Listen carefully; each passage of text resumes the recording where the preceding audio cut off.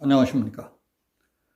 탈원전으로 국가경제의 바탕을 뒤흔들고 적을 위해 국가안보 빗장을 풀어놓고 나라 빚을 천조로 만든 국가반역 테러범에 관한 얘기를 소개해드리겠습니다.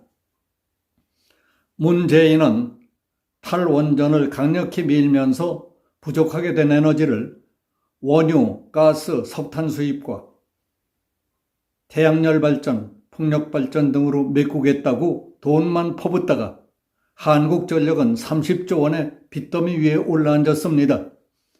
해마다 빚은 몇 배로 불어나고 그대로 가다가는 한전이 망하고 경제가 망하고 나라가 망할 수밖에 없게 되자 윤석열 정부는 급한 대로 가스 요금과 전기 요금 등 에너지 원가를 인상할 수밖에 없었습니다.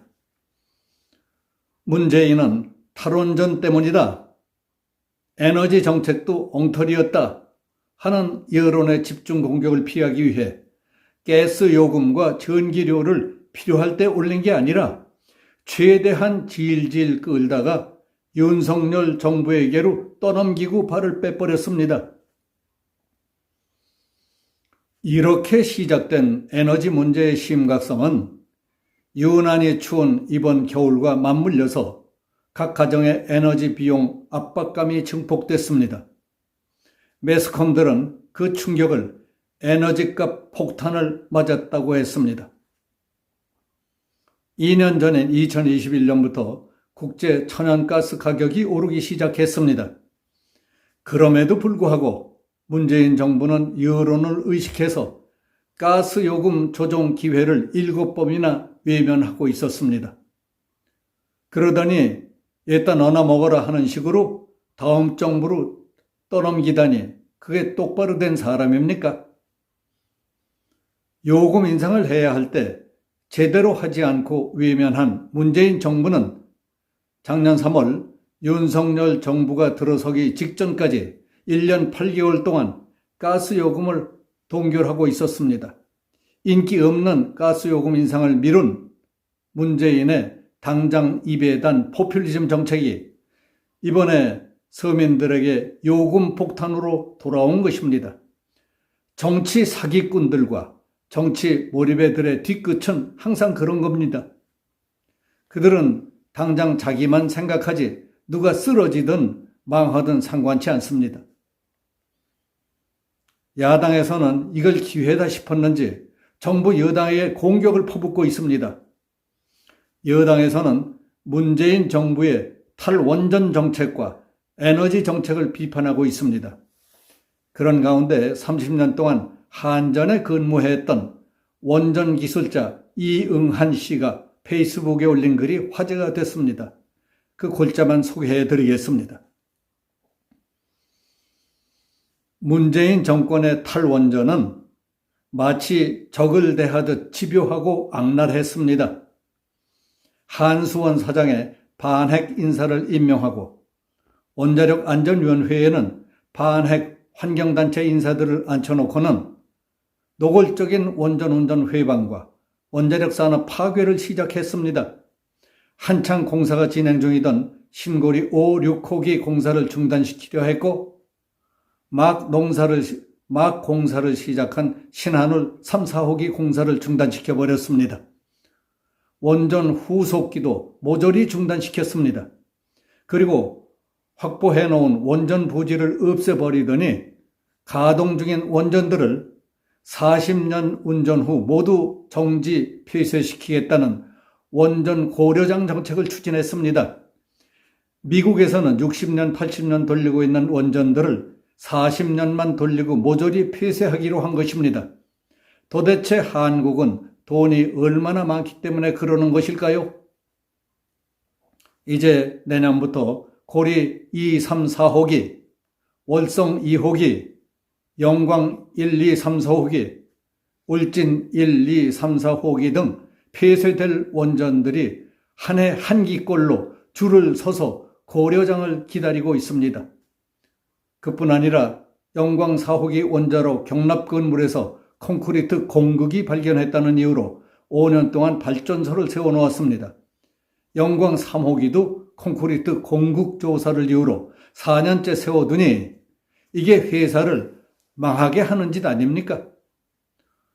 운전 중인 원전들도 전에는 45일 정도면 끝날 핵 연료 교체 및 정비 기간을 3개월, 4개월씩 늘려놔서 어떻게 해서든지 원전을 돌리지 못하도록 회방하는 야비한 짓을 계속하고 있습니다.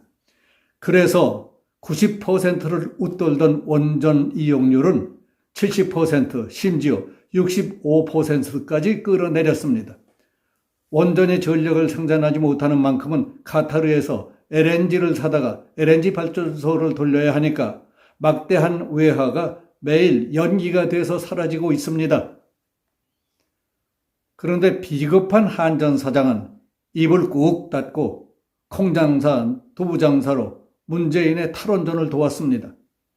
문재인 정부는 태양광 패널로 전국토를 시커멓게 뒤덮었고 전국의 산과 신안 앞바다, 호수 등에서 풍력발전을 하겠다며 바람개비를 설치했습니다.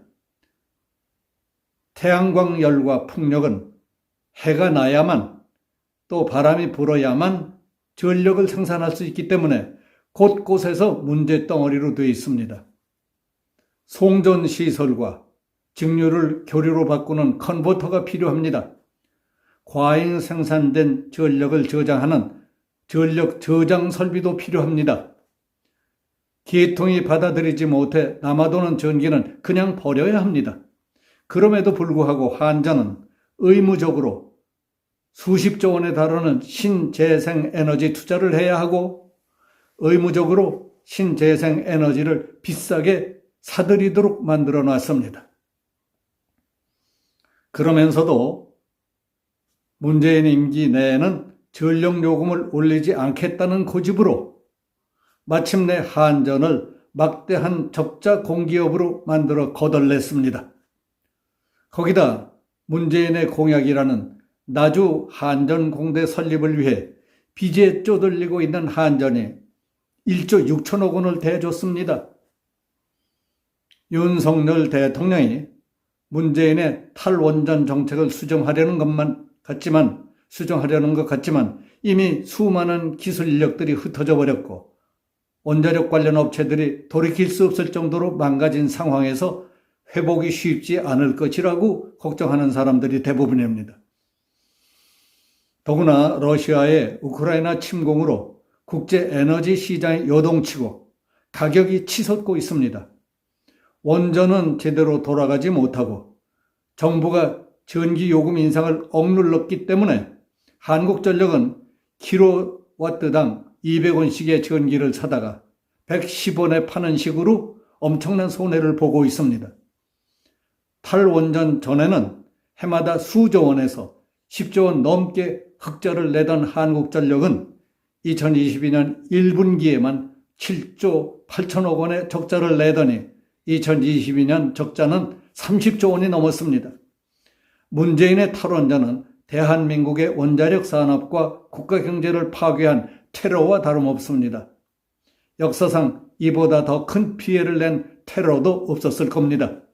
어쩌다 이런 사람, 이런 정권을 뽑아 세웠는지 한 사람 때문에 나라가 이 지경이 되다니 이는 국가와 민족의 역사적 불행입니다.